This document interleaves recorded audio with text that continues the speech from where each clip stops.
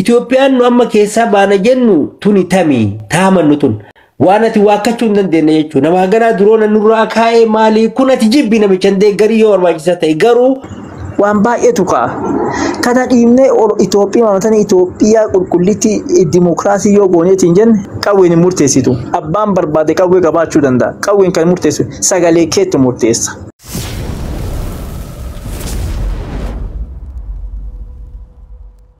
Yooyaa harka fuuni ashamaa hordoftoota fi kabajamtoota maatii jiruu miidiyaa nageenya keenya bakka jirtanittis dhaadhaqqabu isiniin jenna odeeffannoo guyyaadhaan biraan qindeessine qabadhee isiniif dhiyaadhee jira. Odeeffannoo keenya keessaa Jawaar Mohammadii fi Jaal Sanyiin wajjin haasa'anii wajjin mari'atanii jiru. Mariin isaan mari'atan maali? Odeeffannoo keenya keessatti kan argamtan akkasuma Itoophiyaan osoo asiin ulaa galaanaa barbaaddu daandii qilleensa xiyyaaraa akka dhabaa jirtudha kan dubbatamaa jiru. Akkamitti dhabdii kan jedhu odeeffannoo keenya keessatti kan argamtan ta'a. Akkasuma Israa'eliif Gaazaan osoo waliigalaa jiran Israa'el kaambii waraana Gaazaa dha'uudhaan namoota hedduu ajjeeftee jira. Odeeffannoo kanas qabadhee isiniif dhiyaadhee jira. Balaan ibiddaa Ameerikaa Los Aanjelesitti ka'e maal irra gahee jira? Kunis odeeffannoo keenya har'aa keessa jira. Egaa hordoftootaa fi kabajamtoota keenya osoo gara bal'ina odeeffannoo keenyaatti isin hin dabarsin dura namoonni jiruu miidiyaadhaaf haaraa taatan yookaan subscribe hin godhin subscribe gochuudhaan maatii jiruu miidiyaa akka taatan isin jenna. Akkasuma like share gochuudhaan nu jajjabeessaa dhaamsa keenya yeroo hundumaa gara bal'ina odeeffannoo keenyaatti isin dabarsina. Isin hamma xumuraan faana turaan affeerraa keenya. Manni murtii aanaa magaalaa Aksum ajaja manneen barnootaa magaalattii 5 barattoonni musliimaa hijaaba uffatanii mooraa mana barumsaa akka hin seenne dabarsan ugguramee akka ture murteesse. Manni murtichaa dhaddacha ammajjii 6 bara 2017 akka lakkoofsa Itoophiyaatti ooleen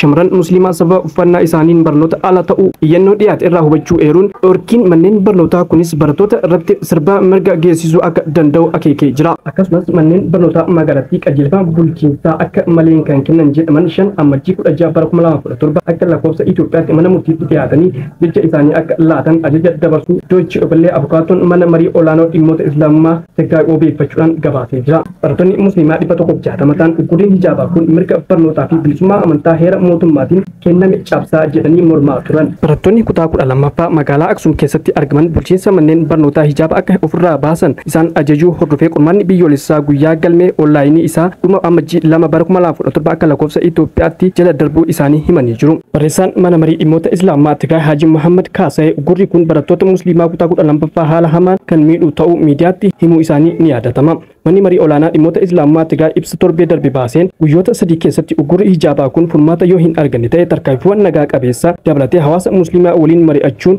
akka fudhatu akeekkachiisee ture. Itoophiyaan ulaa galaanaa dhiitii ulaa qilleensaayyuu dhabuudhaaf deemti. Kan qooxii fudhatti kan bobaa gatte jedhu. Itoophiyaan ulaa galaanaa barbaadutti eeyyama daandii qilleensaa dhabuudhaaf deemti. Akkuma beekamu daandiin qilleensa xiyyaaraa Itoophiyaa Finfinnee irraa gara ardiilee birootti kan imalu daangaa qilleensa biyyoota galoo galaana diimaa kan akka Eertiraa, Somaaliyaa fi Ijipti dabalatee deemaa ture. Haa ta'u malee yeroo ammaa kan xiqqeeffannaa fi waldhabdee dogongoraa dippiloomaasii Dr. Abiy Ahmad taasiseen biyyoonni kunniin xiyyaarri Itoophiyaa akka daangaa qilleensa isaaniirra hin dabarreef labsuuf hal dureewwan xumuranii akka jiran dhagayamaa jira. Mootummaan galchitoonni konkolaataa elektirikii hojii jalqabuu isaaniin dura buufata chaarjii akka qopheessan hubachiisee jira. Dhaabbileen konkolaataa elektirikii biyya alaatii galchanii fi kanneen biyya keessaa walitti suphan hojii dhaabuu isaaniin dura buufata chaarjii konkolaataa elektirikii dhaabuun dirqama ta'uu ministeerri geejjibaa fi loojistikii beeksisee jira. Yeroo ammaa kana dhaabbilee 400 ol konkolaataa elektirikii galchuu fi raabsuu irratti kan bobba'an ta'uu ministeerichi ibsuun daataan ministeera geejjibaa fi loojistikii obbo Bari'oo Hasan dhaabbileen hundi isaanii kanaan durallee buufata chaarjii qopheessuu isaanii eeruun kanaan booda dhaabbileen hundi bu'uuraalee misoomaa chaarjii sirrii ta'an qabaachuu isaanii mirkaneessuu qabu jechuudhaan hubachiisanii jiru. Harargee bahaa aanaa korfee calleetti dargaggoonni 2 milishootaan ajjeefamuu maatiin nuuf himanii jiru. Naannoo Oromiyaa godina Harargee bahaa aanaa kurfaa calleetti ammajjii 13 bara 2025 galgala dargaggoonni 2 magaalaa Maayaa irraa gara aanaa Garawwee motoraan imalaa osoo jiranii rasaasa qaamolee nageenyaatiin ajjeefamuu maatiin dubbatanii jiru. Dargaggoonni lamaan kun Kadir Shu'eebii fi Jaafar Abdurrazzaq kan jedhaman yoo ta'u lameenuu jiraattota aanaa Garawwaa ganda laabtuu ta'uu miseensa maatii dargaggoo Kadir keessaa namni tokko nuuf himee jira. Ganama nagaan nu biraa bahanii motorsaayikilii haaraa bituuf gara magaalaa Maayaa deemanii erga bitanii booda galgala gara aanaa Garawwaa laaftuutti motorsaayikilii haaraa bitanii deebi'aa osoo jiranii miseensota milishaan rasaasaan rukutamanii ajjeefamanii jiru jechuudhaan dubbatee jira. Gooftaa waa hundaa oliitiif galanii daangaa hin qabne haa ta'u hawwii guddaanaan eegamaa kan ture walii galteen dhukaasa dhaabu Hamaasii fi Israa'el gidduutti mariin gaggeeffame. Israa'el Hamaas Hamas waliin dhukaasa dhaabuu irratti waliigaltee irra gahuun gabaafame. Hamas yaada waliigaltee kana fudhachuu isaa ifatti yeroo beeksisu Israa'el illee ni beeksisa jedhamee eegamaa jira. Qaamota lamaan gidduutti waliigaltee irra gahuuf Ameerikaa, Kaatarii fi Misir torban hedduudhaaf hojjechaa akka turan himanii jiru. Akka miidiyaaleen idil addunyaa ibsaa jiranitti waliigalteen dhukaasa dhaabuu marsaa jalqabaatiin torbee jaaf turuu isaa ibsanii jiru. Hamas namoota booji'aman 33 gadhiisuuf walii galuu fi Israa'el immoo lammiilee Filisxeen gara 1,000 ta'an gadhiisuudhaaf walii galuu ishee bal'inaan gabaafamee jira. Israa'el waliigaltee kanaan wal qabatee dhimmoota furmaata hin argannee fi hin xumuramne tokko tokko akka qabduu fi sa'aatii muraasa dhufan keessatti furmaanni dhumaa akka dhiyaatu Aljaziiraan gabaasee jira. Ministeerri muummee Israa'el Binyaam Naatnaahuun waliigaltee kana ni raggaase jedhamee eegamaa jira. Mootummaan Israa'el boru sagalee ni kenna. Waliigaltee gama lamaan gidduutti taasifamuun kun waraana ji'oota 15 ture akka xumuramu bal'inaan ni abdatama. Lammiileen Filisxeen oduu waliigaltichaa dhagahuun daandii irratti bahuun gammachuu isaanii ibsachaa jiru. Waliigalteen kun osoo adeemsifamaa jiru Israa'el kaampii baqattoota Gaazaa burjii haleeluun lammiilee Filisxeenotaa hedduu ajjeestee jirti. Ji'oota 15 darban keessatti lammiileen Filisxeen 46,000 ol ajjeefamanii jiru. Israa'eloonni 1,200 ajjeefamanii jiru. 250 ammoo booji'amanii jiru. Ibiddi guddaan bosona Ameerikaa Los Aanjelesitti ka'e ammallee to'atamuu kan hin dandeenye yoo ta'u, ibiddi kun ammas Los Aanjeles gubuu itti fufee jira. Ibiddi kun balaa hanga ammaatti geessee caalaa balaa guddaa fida jechuudhaan dubbatamaa jira. Haalli qilleensaa naannoo sana jiru ibidda kanaaf boba'aa akka ta'aa jiru himamaa jira. Ibidda cimaa ka'ee keessaa tokko qofatu guutumaan guututti to'annoo jala oole. Qondaaltonni naannoo Los Aanjeles guutuun Los Aanjeles sodaa balaa ibiddaa jala akka jirtu akeekkachiisanii jiru. Hanga ammaatti lubbuun namoota 24 yoo darbu namoonni 16 achi buuteen isaanii dhabamanii jiru. Egaa hordoftootaa fi kabajamtoota keenya odeeffannoon keenya ammas akkuma itti fufetti jira. Odeeffannoo keenya adda nu bira geenyee qabannee isiniif dhiyaanne keessaa Jaal Marroo fi Jawaar Mohammad wajjin haasa'anii jiru. Waan tokko tokko wajjin mari'atanii jiru. Waan isaan waliin mari'atan irratti haasawa nama lamaa qabadhee isiniif dhiyaadhee jira. Akkamitti walii galanii akkamitti immoo wal mufachiisanii kan jedhu haasawa namaarraa akka hubattan abdii qaba. Egaa hordoftootaa fi kabajamtoota keenya osoo haasawa namootaatti isin hin dabarsin dura namoonni jiru miidiyaadhaaf haaraa taatan yookaan subscribe godhin subscribe gochuudhaan maatii jiru miidiyaa akka taatan isiniin jenna. Akkasuma like share gochuudhaan nu jajjabeessaan dhaamsa keenya gara haasawa namaatti isin dabarsaa. Isinis hamma xumuraan faana turan affeerraa keenya.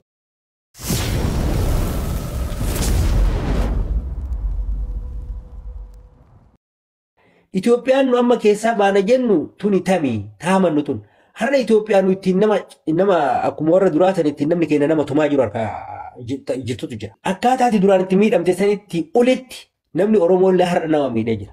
Waan ati waakkachuu hin dandeenye jechuudha. Nama ganaa duroona nurraa kaa'ee maalii kun ati jibbi namicha deeggarii yoo barbaachisaa ta'e garuu wanni kun si yaraa nafu akka Oromootti gaafate maqaa Oromoo himatti waan akkasii wayita ka'u milinik akkana wayti jettu asillee kan akka jechuudha.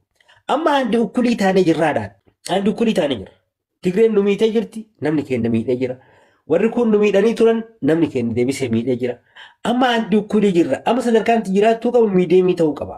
Jiddu galeessa irratti taanee akkamitti poolitikaa biyya kanaa sababa sanomoota bal'aa biyya sanii wajjin mari'annee Oromiyaallee akka gaariitti daangaa isii yookaan wasan isiillee qabannee jabeessinee akkamitti itti deemuu dandeenya biyya tanaa. Waan jedhu irratti xiyyeeffannaan keenya akka ta'uu qaban akkamitti fakkaata. Maaliif har'a Itoophiyaan nu ajjeefte Itoophiyaa warra amma ijoollee takka takka ammallee sanumaa turte sun amma tabaltuwaan eenyutu akka inni nyaatamu godhe Abiyyi godhe jechuudha. Oromoon duraan qulqulluu ture fi miidhame malee nama miidhame beeku. Har'a ammoo hooggana Oromootu cafacafe nama mara. Oromoon irra caalatti cafacafame akkuma jiruttu hooggana Oromootu warroota kaanillee cafacafe jechuudha. Biyaas asoo gadoon deeffanna jenneetu ka deemu taate gadoon sun deebi'ee jira jechuudha. Amma ammoo jiddu galeessa taatee nama kan waliinuu mari'achuu dandeettaa jechuudha. Baay'ina qabdu bal'ina lafa keetiiti waan hundatti akka abbaa taatu waan hin beektuuf uummata waan qabduuf jidduu teettee mari'achuu jaalladha jechuudha. Mari'attee ammoo yoo waliigaltee waliin galin ammoo waliin galle jettee addaan galuu irratti walii galuun ni danda'ama jechuudha. Waan kana wani jiraachuu amma kana booda malee Itoophiyaan kana nu goote anuma fi kiyya kana booda Itoophiyaan kana nu goote jedhee haasa'uu irratti hin saafadha. Itoophiyaan kana nu goote sunillee wayita san sabni yeroo san uummata keenya hoggannoo isa yeroo san uummata keenya fixaa ture akkuma ammanu balaaleffachaa ture warri balaaleffataa ture jira jechuudha. Warri akkuma ammanu miidhamne kana wayita san sirna san keessatti akkuma keenya miidhamillee jira jechuudha. Akkasumattuu warra sirna sanii jennee kan nutti amaraa ture jechuudha. Isa kana jidduutti ilaaltee poolitikaan amma deemamuu qabu gatii kamiin wayita jettu gatii amma Jawaar Mohammad ittiin gadi ba'ee kanaan akka ajaa'ibaatti deema. Isa kana Oromoon akkasumatti ammoo dhaabbileen Oromoollee ka jiran waan garteetiin wannaa teettee gaafattu as dhuftee ati nama waa gaafattee gaafii kee na deebisee osoo hin taane gaafii kee deeffachuudhaaf dhuftee keessa seentee sirna kana karaa mala itti gootutti gootee keessa seenuu dirqama darbu. Malee bakka biraa dhaabbattee deebiin akkana haa deebi'u deebiin akkana amma gaafii akkasii nama biraa gaafachuu hin dandeenyu. Gaafii keenya fi deebisuu amma kana booda. Gaafii keenya ka deebisu amma kana booda Oromoo ta'a. Eessa taa'ee achi lafa isaarra taa'ee Oromoo ta'a jechuudha. Sirna kana boodatti. Wani natti mul'atu waan kana jedhee yaada. Bara ce'umsaa dargiin aangoo gadhiisee wayyaanee aangoo qabatte yeroos ABO'n illee hidhatee jira. Eegga wanti kun ABO fi wayyaaneen illee dhuftee booda dhagaatiin seenaa namoota gurguddaa irraa dhagaatiin turre hooggantoota yeroo sanii hunda isii irraa dhagaatiin turre wanta haasayan tokko yeroo Oromoon akkuma ABO amma jirtu kana qophiin qabnu jette jedhan dippiloomaasiin qaban argitanii dippiloomaasii biyyuma sana yoo akka itti bulchan hin galleef irraa foto namoo Itoophiyaa tan dimokiraasiineetiin bulchinamoo kajedhu tarsiimoo gahaan qaban argitanii aayidooloojii gaarii hin qaban wanti sun maali deebi'ee addunyaan illee gara warra wayyaanee kana dhiibte warri dippiloomaasii qaba yeroo kan amma yoo laalleetiin jennu adda dippiloomaasii eentu caala nutu caala waraanallee yoo taateen qaban yoo wal beenneetiin jennu argitee wanni namni shakku tokko yoo humna biraasi caaleetii dhufe waan sanatti shakkisiisa adda shakkii akkasiin qabu ilma keenya rabbi nuu kenna. Kun illee ka hidhate ilma keenya kun bosona jira Finfinnee marseetiin jira kanarraa yoo jabaannee nuti waliigallee jira takkumaa yoo mootummaan kun aangoo irra kaa'eetiin jira takkumaan caalama hin caala malee namni gariin hin caalamne warra kaantu dhufeeti aangoo qabataa jira takkumaa yoo shakkina wanni akkasii hin jiru namni baay'ee eebduu akkasii keessa gala amma jechuun wantoonni tokko tokko beektaa namni waan garii beektaa siyaasa Oromoo kana keessa wantuma siyaasa imaajineeshinii tokko waan akkasii uduu Oromiyaan bilisoomte ka jedhu kun ani beeku baay'ee waan nama liqimsuuf natti fakkaan. Udum Oromiyaa iyyuu tanaaf bilisoomsina jedhani. Fakkeenya Oromoo keessa ka saba Amaaraa biraa keessa jiraatu jira. Fakkeenyaaf Walloo achi darbitee yoo jette warra Tigraay keessa jiraatu akka Oromootiin ilaalama. Asii yoo gadhatee jette Oromoon naannoo Sidaamaa keessa jiraata warra Kibbaa keessa jiraata. Kanneen gatteetiin biyya biraatiin baatamu akkam ka jedhu gaafii guddaa kaasuu danda'a. Waan baay'eetu ka'a. Kana dhiibnee Itoophiyaa qulqullitti dimokiraasii yoo gooneetiin jenne nu saba wayyaa baatee bara biyya san keessatti saba guddaadha. Dimokiraasii keessa wanti waan murteessu maali? Baay'ina namaati. Sagaleedha. Tu waliigalteedha. Sagalee guddaa kana qabannee lafa tarsiimoo irra jiraannee Finfinnee marsinee jiraannee ummata hagattii tanaa qabannee warra Kibbaa fakkeenya asii ka'aniiti warra kaabaan deeggaran. Wanni isin beekuu qabdan beektanii tarsiimoon waliin qaban. Sidaamni asii dhaqeetiin Tigraay hin deeggaru. Amaara hin deeggaru. Nu deeggara yoo nu dimokiraasii aman yoo dhugaan saba dimokiraasii ta'an kana beekuu qaban gaasa maali waggaa 100 miti uduu dimokiraasii taate waggaa 100 caalaalee nutu bulcha wanni isin beekuu qabdan waggaa 100 illee biyya san keessa dimokiraasii dhugaa gad dhaabatee jennaan namni gariin de'ee dimokiraasiin hin barbaachisu Itoophiyaaf jedhe akka namni Oromoon akkuma Jawaar jedhe kana dimokiraasiif halkanii guyyaa booruu qabaatu Oromoodha. Ati wanta tokko kun kana haa ta'u ka jettu bari yoo dimokiraasiin jira sagalee murteessita bar abbaa qawween murteessitu abbaan barbaade qawwee qabaachuu danda'a qawween kan murteessu sagalee keetti murteessa sagalee keetti ka pirezidaantii yookiin muummicha ministeeras keessaa filatu sagalee caalmaa qaba sagalee guddaa qabna rabbi baay'ina nu kenne rabbi istiraateejii biyya sanii irra nu uume yookiin caafii irra hin jiru istiraateejii Finfinnee marsinee jiraanna Finfinnee handhuurateen kana qabanneeti wanni nuti akka sodaannu hin jiru. Takka wani nu dimokiraasii sodaannu jiru biyya sanii furmaanni jiru dimokiraasiidha. Fakkeenya gaafiin tokko Oromoon gaafii baay'ee gaafachuu danda'a Amaari gaafii baay'ee gaafachuu danda'a gaafiin tokko adda dimokiraasii dhufe gaafiin Oromoo tokko adda fakkeenya gaafii uummanni Oromoo gaafatu adda dhibba handire deebi'a uummanni qabate jabal jechuun danda'amu. Gaafiin kunillee jalaa dhubeetiin jedhu addunyaa kana fakkeenya Ameerikaa adallee gaafa Doonaald Tiraamp dhufillee gaafii biraa gaafataarti kun biyya gas guddattee.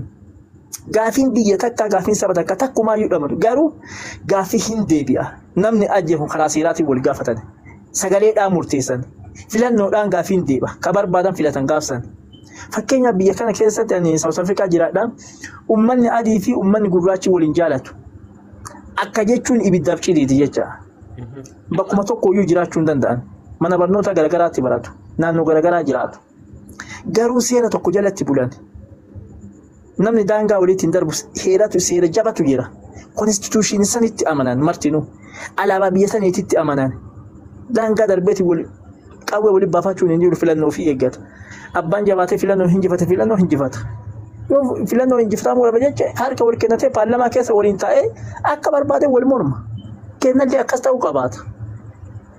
Wanni Amaaraa fi Oromoo takkuma walitti araarama. Tigireef ku akkasuma takkuma walitti araarama. Daangaan kenna maali? Konstitushiniidha. Heera mootummaati. Heera mootummaa ijaaruun nu barbaachisa. Dimookiraasiin nu barbaachisa.